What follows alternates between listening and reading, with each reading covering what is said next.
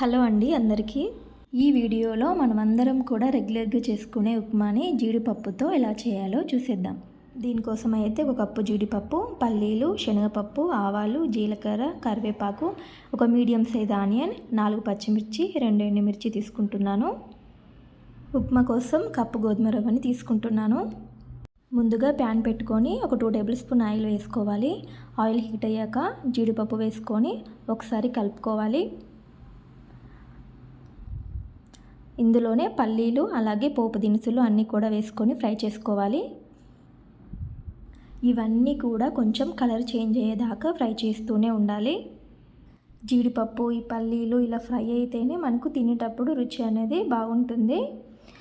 చూసినట్టయితే ఫ్రై అయిపోయినట్టే సరిపోతుంది. ఇందులోనే ఎండుమిర్చి, పచ్చిమిర్చి, ఉల్లిపాయ వేసుకొని కలుపుకోవాలి. ఇవన్నీ కూడా కొంచెం ఫ్రై అవ్వాలి. ఇవన్నీ కూడా కొద్దిగా ఫ్రై అయిపోతే సరిపోతుంది. ఇప్పుడు ఇందులోనే రుచికి సరిపడా సాల్ట్ వేసుకోవాలి.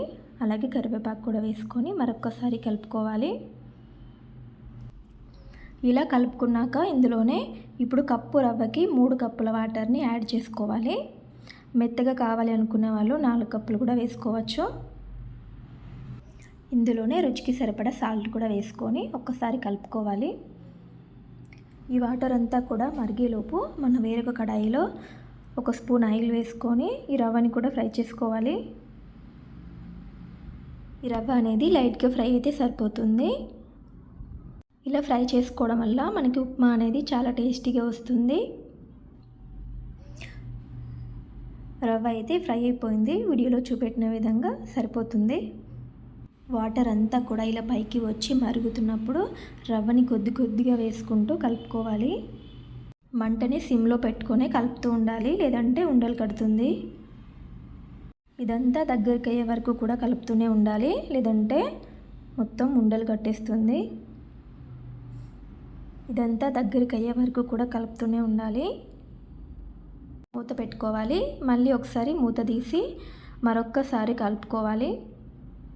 నెయ్యి ఇష్టపడే వాళ్ళు నెయ్యిని కూడా వేసుకోవచ్చు. కలుపుకున్నాక స్టవ్ కట్టేసుకోవాలి. అంతేనండి, జీడిపప్పు ఉప్మా అయితే రెడీ అయిపోయింది. వేడివేడిగా ఉప్మాని సాంబార్తో కానీ చట్నీతో కానీ సర్వ్ చేసుకొని తింటే చాలా బాగుంటుంది.